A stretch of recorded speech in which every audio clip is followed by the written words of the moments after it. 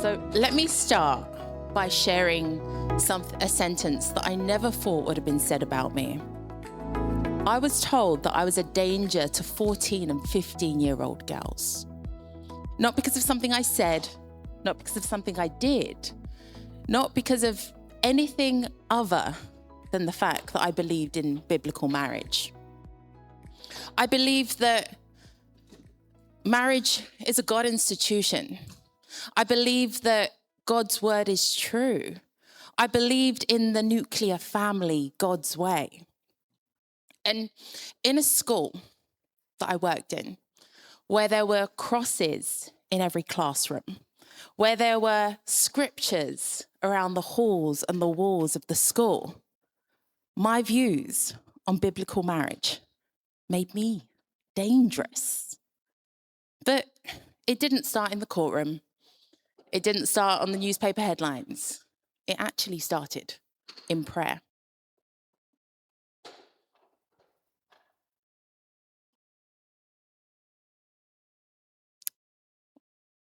We go back one. Next one. That's the next one. Yes? Okay. Next one.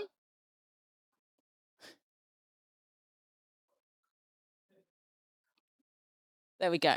What kind of a society are we becoming when a woman who mentors young girls is considered dangerous for believing what the Bible says about marriage? It started in 2019. I was a youth worker at the time at my church, and we were invited to a conference. My London borough was Enfield. It was the borough that I was raised in. It wasn't known for any violence. However, we went to this conference and I was told that Enfield was the worst London borough, not Brixton, Hackney, not East London, those places that are often in the news. Enfield on the outskirts. We were the worst in youth violence, serious violence. It started in prayer. I remember going home and saying, God, we be part of the solution, me and you, because something needs to happen. Why didn't anyone tell me? This was a shock to my system.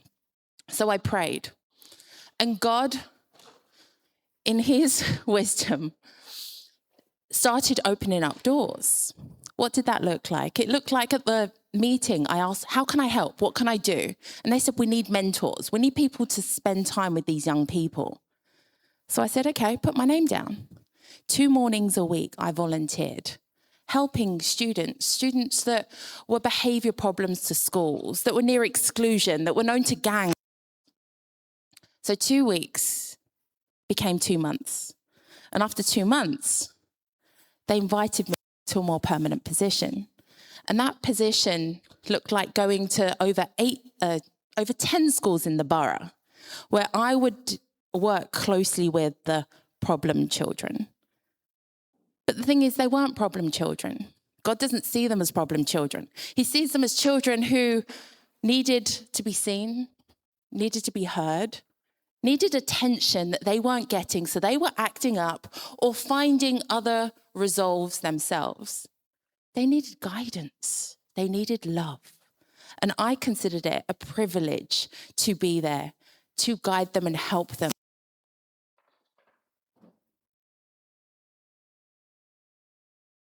So this was my question, God, how can I partner with you to be part of the solution? You see, as the church, it's easy to hear things and it just pass over because it doesn't affect our bubble. But if we're really the children of God that we profess we are, if we're really people that hold God in our heart, we need to be the solution. And I'm not saying everyone go and help this particular group or this way. You're a solution in your space, in your family, in your community. But we need to be aware of the needs of our society, of our community, to be able to help. And help with his wisdom. I've never professed to have all the answers. However, I have God on my side, and he can guide me and lead me along the way. Did we push? Okay.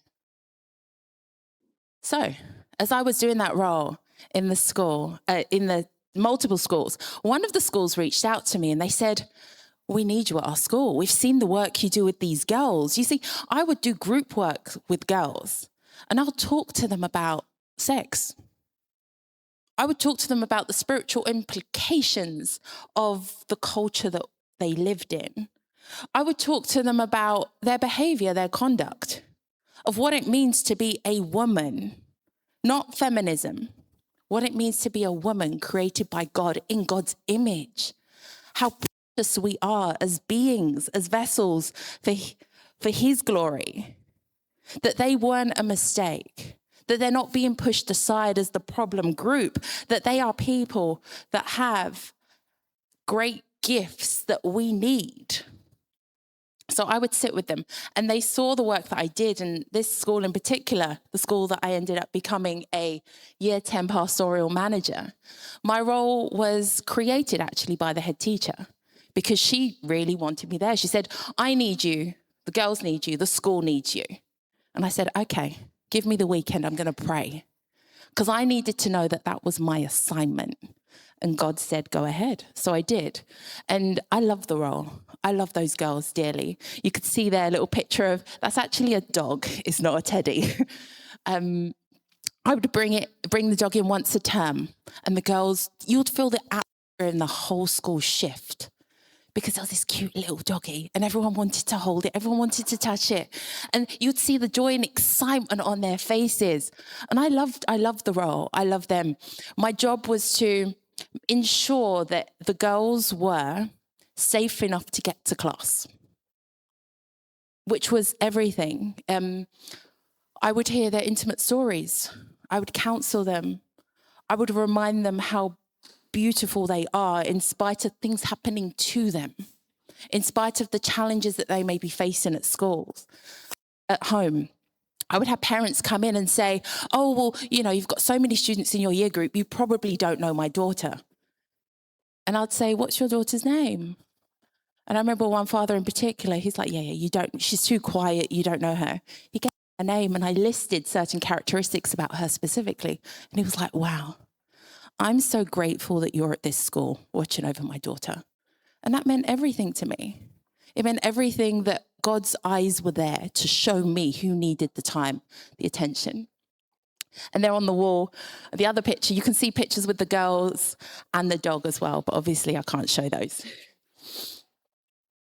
So being in the environment, and I failed to mention this before, I wasn't in education when I asked God with him. I was in law. I was representing clients at mental health tribunals around the country. So this wasn't even my industry, but I said, "God, we need to be part of the solution." And in that, I felt a shift within me. I heard the Lord say, "You're so passionate about human rights, which are very important.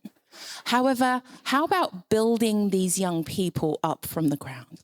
How about helping them get on the right path? How about leading them to me and revealing to them who I created them to be?" So that's how I actually got into education. I've never qualified as a teacher. I've never qualified with any education, my own education. But God made that path and he made that way, the door entry. So I started spending time with the young people and a few things really shocked me. I learned that as someone who oversaw these students, if any of them were to have a serious challenge, if any of them was to have an abortion and confined in me, I wasn't compelled to include the parents. Or if something had happened at school, I had to then go to the government guidelines to see whether it was my place to inform parents. You see, I understood that education works with families. I understood that we needed to work collectively as a village, they say, to raise these children. There shouldn't be, "Oh, this is what happens at school, this is what happens at home," and it be so different. And I would have students come to me It's a girls' school, right? So one girl in particular said, "Can you please refer to me with this name?" It was a masculine name, like unidentifiably a masculine name. And I had to sit with that. I had to go to prayer and be like, God, what do I do? What do I do? Do I close this and stay stern in my beliefs and potentially distant this child who needs support and help, clearly, because they're confused about their identity? Or do I just call them the preferred name? It's an actual question, and I was faced with it. So I had a conversation with the student, and I told them my predicament. I told them where I sat. However, I did honor their wishes. And I did that because I didn't want to create barriers to me supporting them. However, schools are faced with these things all the time. And without questioning, without that healthy conversation with young people. And I found myself in a very privileged position where I could speak to them about these concerns. But I never spoke to them about marriage. There was one student who was sitting down and she was a bit upset. And I said, what's the matter? She said, oh, this guy. And I'm like, okay. I asked her, would you like a relationship? She's like, yeah. And I was like, would you like to get married someday? She's like, yeah. And I was like, well, what age? She said about mid-20s. And I'm like, okay, how old are you now? She said 14. And I said, okay, sweetheart, let's get to class. Like, it's not a concern, but they had to have that framework to be like, okay, well, all right, I do want a relationship. But if I start entering relationships now, it's just going to create heartbreak potentially, especially if we're not guided into the right relationships or we're getting into relationships the wrong time. So I held this within me in the sense of we need to know who we are. How do we know who we are? We look at God and see our reflection in him, right? But as we heard, many people today are looking to God and saying, all right, God, well, my God looks like this.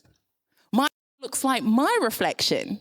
So if I'm gay, it means my God is gay, apparently. But that's false. That's false. We're, in effect, worshiping ourselves. Yet, I needed to be there to just ask the question. I never sat and debated with young people about it. It wasn't my space. I just needed to make sure that they were safe.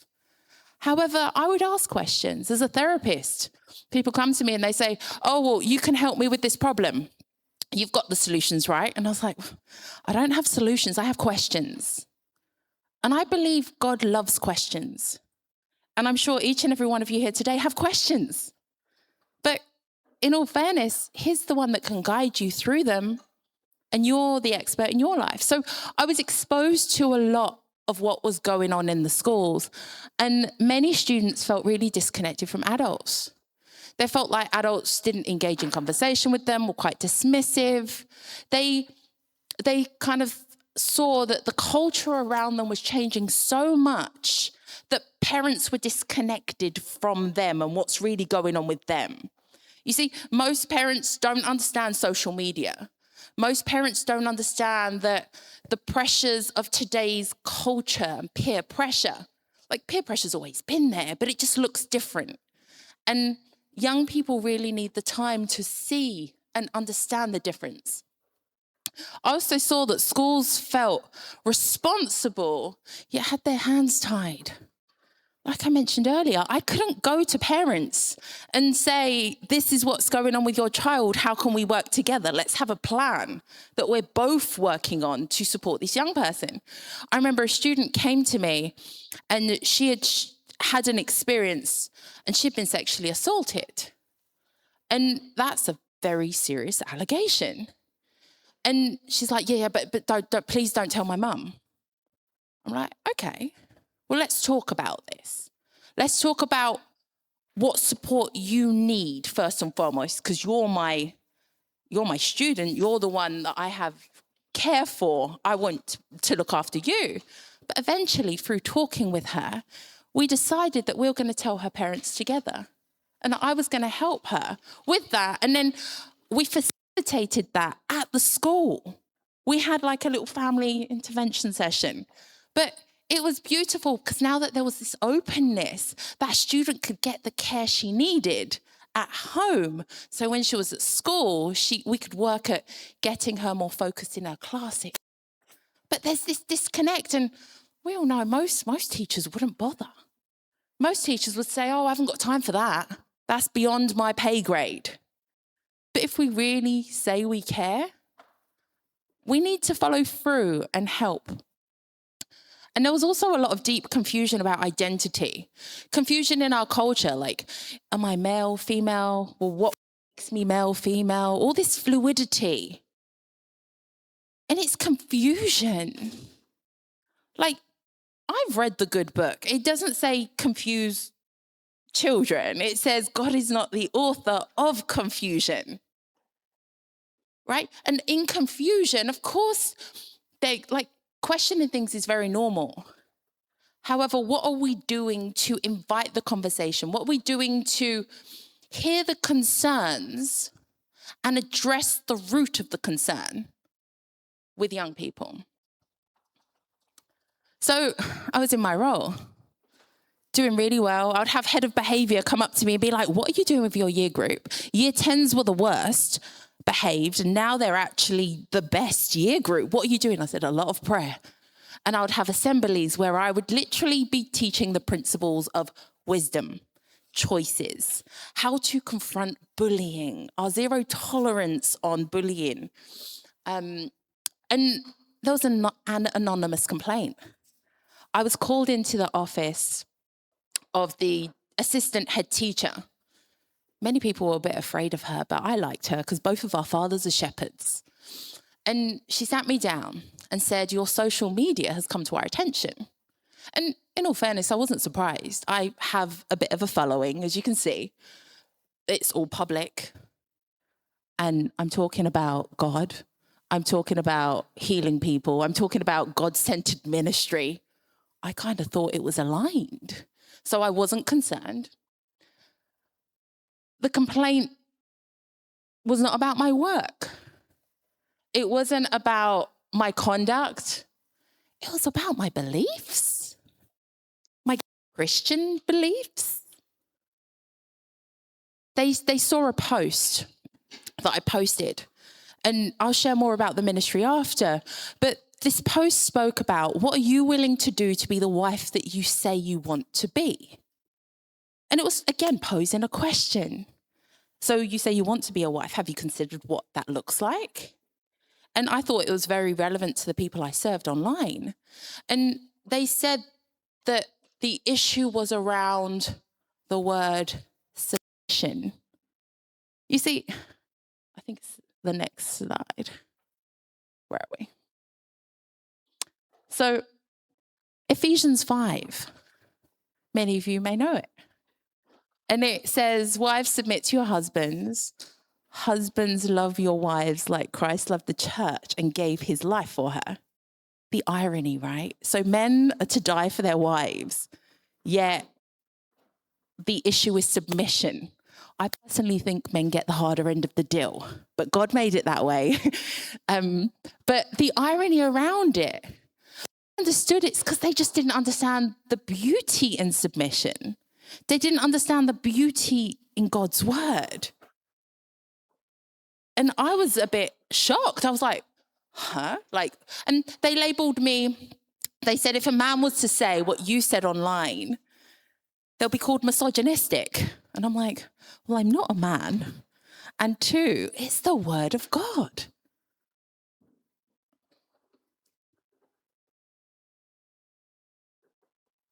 So after that meeting with the deputy head, I asked her, what do you want me to do? And she said, make your account private. And I thought, there's no policy around that. So I said, well, what's the thing I need to do leaving this? And she said, okay, just delete the post. So to keep peace, I just deleted it. I didn't want any contention. I wanted to see that I was working. And in all fairness, I was provoking a lot of people with the question. So I thought, you know what, delete it. I can address it at a later date. So then I thought, great, well, we've dealt with that. Whew. 2 weeks later, the head teacher calls me into the office and says, we've been looking more at your social media content. And again, my question's like, okay, like, it's faith-based. We're talking about marriage God's way. We're talking about holiness, purity, and godliness. Like, I kind of thought they were Catholic views too. And she says, we're a 21st century establishment. And I'm like, okay. Apparently, my beliefs in marriage were 18th century views. And apparently my views meant that unless you're a wife, it means you're of no worth. And I said this to her at the time. I said, well, that's wrong, because you headhunted me for this role.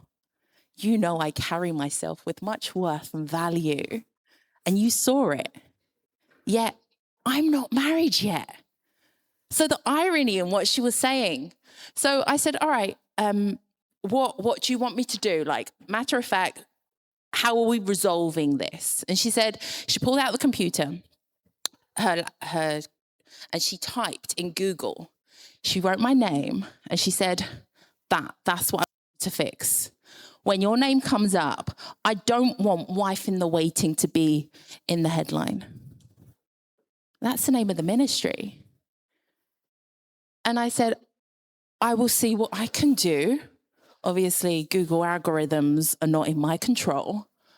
But I said, okay, I will consider removing my name from the ministry. I said, how long do I have? 24 hours.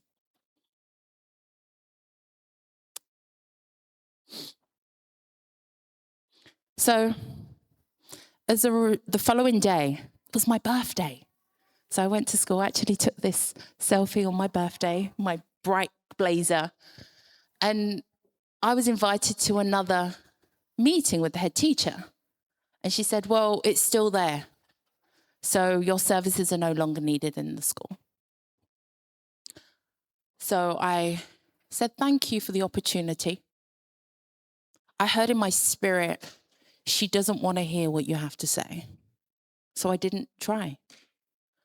I walked out. My office was down the corridor.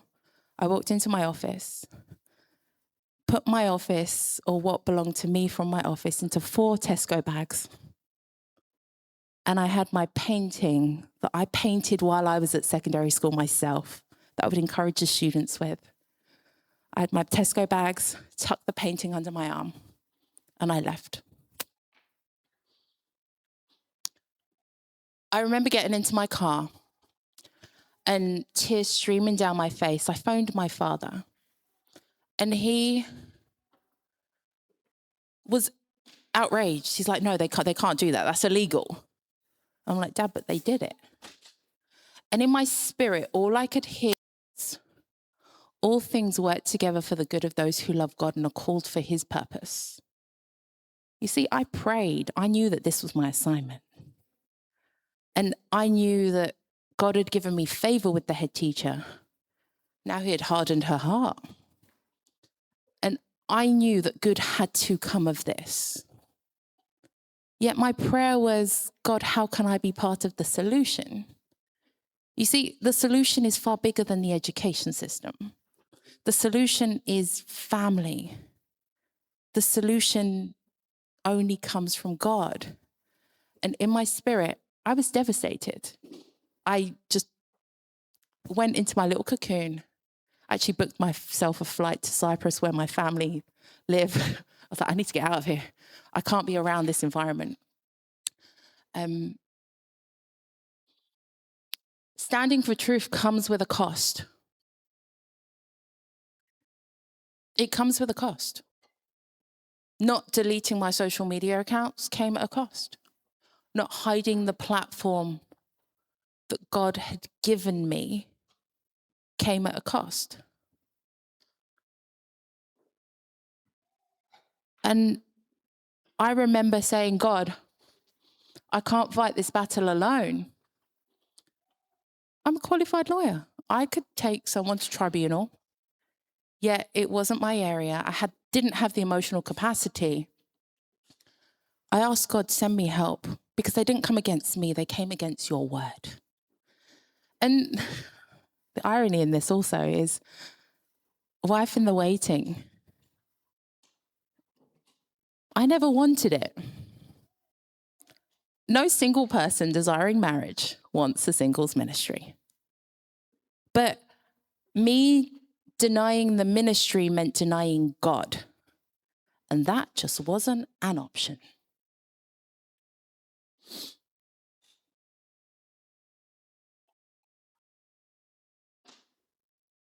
We know the eyes of the Lord run to and fro throughout the earth, throughout the whole earth, to show himself strong on behalf of those whose heart is loyal to him. What happens when you have to walk it, not knowing the outcome? But we know also when the enemy comes in like a flood, the Spirit of the Lord will lift up a standard against him. Do we really believe that God's for us? Do we really believe that God will fight with us and for his glory? That's where I was introduced to Christian Concern and the Christian Legal Centre. I remember getting on the phone with them. I don't know if any of you know Navade, incredible man. He fights so fervently for the Christians and their causes, the cause. I was explaining my case to him, and he said, good for you. Good for you for not denying God in this. And he said, okay, we're going to take this to a panel. We're going to decide if we can help you further. And within hours, he reported back. He said, we're going to stand with you. So the prayer that I'd prayed, God, send me a team. He did it. And he didn't only do it, he sent me the best legal team, the best Christian legal team. And they asked nothing from me. Not a penny. Nothing. This could only be God, in my views.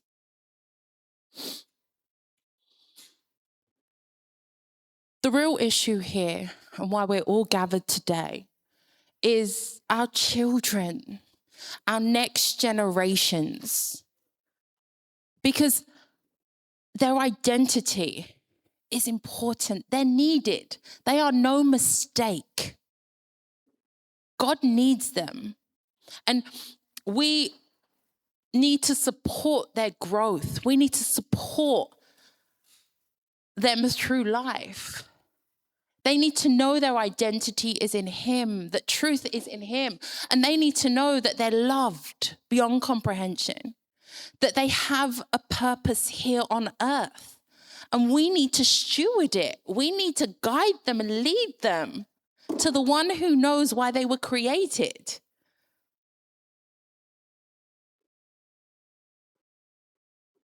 If believing in God's design for marriage makes someone dangerous, what future are we building for our children?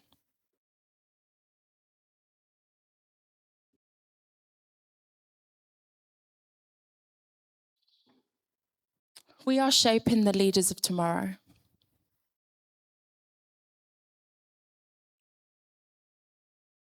We need to equip them. Teachers matter. Parents matter. The church matters. The church had Sunday schools. That's how we started the education system, based on the principles of God, yet we handed that over to the government, probably for financial reasons. And now the government are parenting our children. They're telling us what we can and can't do. They're telling us what we can disclose and what we can't disclose as educators. The work we do is sacred. It's always been sacred. And many people, more than likely not people here in the room, because you're here because you want to be the change. You want to do your part. But we also need to inform those around us that we can't just hand over to the government as parents.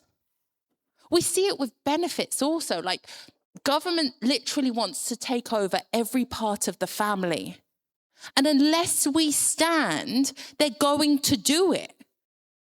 Unless we stand against these laws that are prohibiting us to be us, who God created us to be, they're going to continue to do it.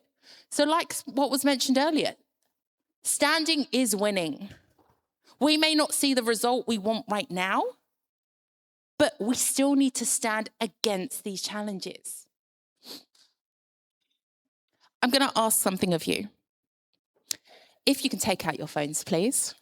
I know, it's not normal. You're not really allowed to take out a phone during a conference. I would like you to connect with Christian Concern and support the work that they do. There's a QR code there, or you can type in christianconcern.com/connect. And I'd like you to do that now, just while I'm going through the next few slides. By connecting with Christian Concern, one, you're doing your part in being informed and aware of what's really going on in today's world. What we are faced with as Christians in education, in the workplace, in family life. Sign up to our mailing list. You'll get all the information there. We have so many resources, even at the Christian Concern stand here, we've got so many free resources on multiple topics, whether it be the influence of Islam in our country, our nation. You've got books on parenting, gender, the gospel, how we can impact the culture around us. Connect with Christian Concern. They need your help. They need your help. And you need their help, because I didn't know about Christian Concern until I really needed them. I want you to stand with us and pray with us. Right now, we have a conference coming up, Education Revolution, in London, 25th of April. And we want to impact the education system for Christ. Come meet like-minded people. Come see what other people are doing. We also have Hope for Our Nation, Lent prayers at the moment. Come and collect one of these from me. It's every day of Lent. We have a prayer point to impact our culture for government, family, justice. Come and take one and join the movement.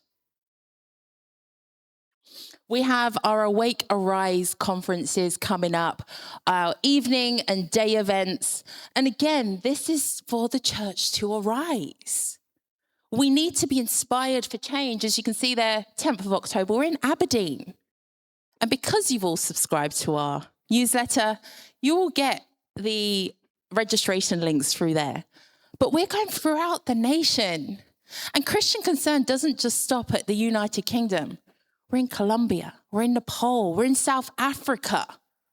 Like, we're global because Jesus wants all nations. We also have the Wilberforce Academy. I've attended myself. I was like, wow, being in a room with so many people on fire for Jesus.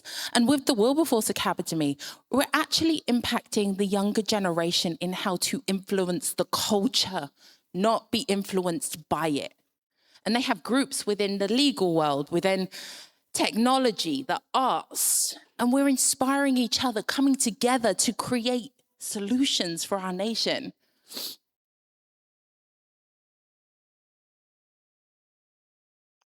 During this time, so my case happened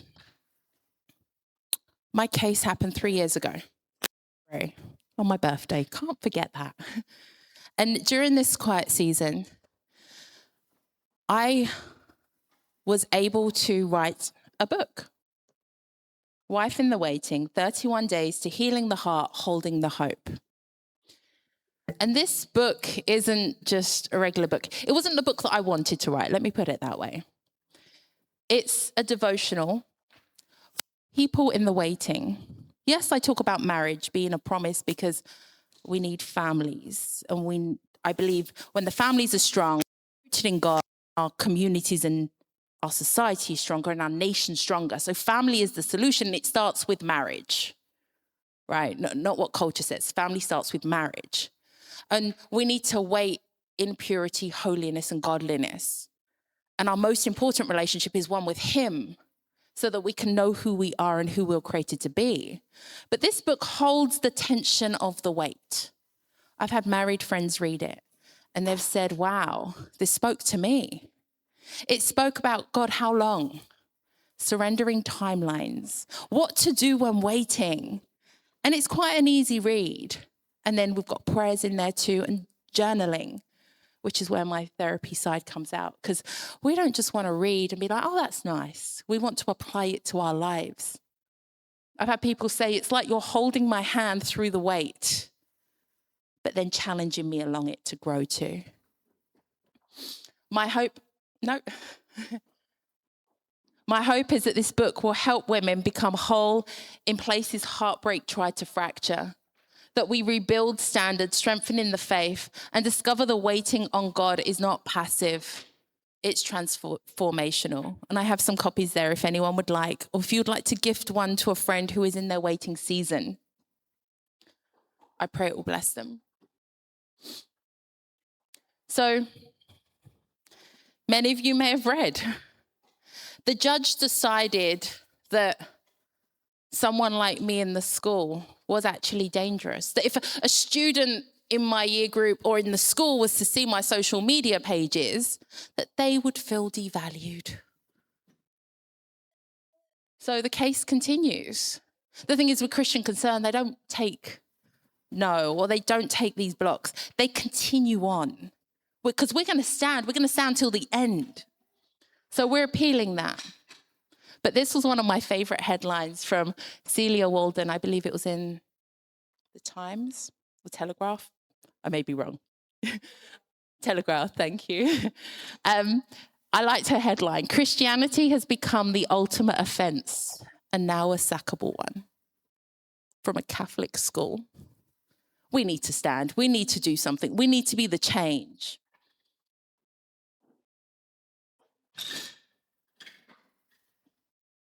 Will we stand for truth in a culture increasingly uncomfortable with it?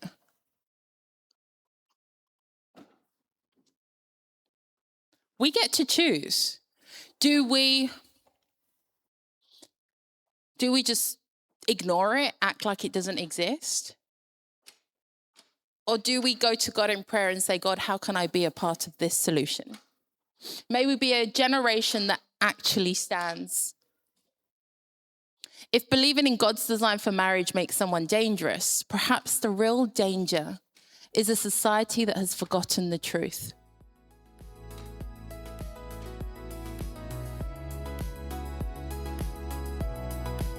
Oh, too far. Okay. And may we be a generation that refuses to abandon truth. May we be a generation that protects the minds of our children. And may we be a generation that stands.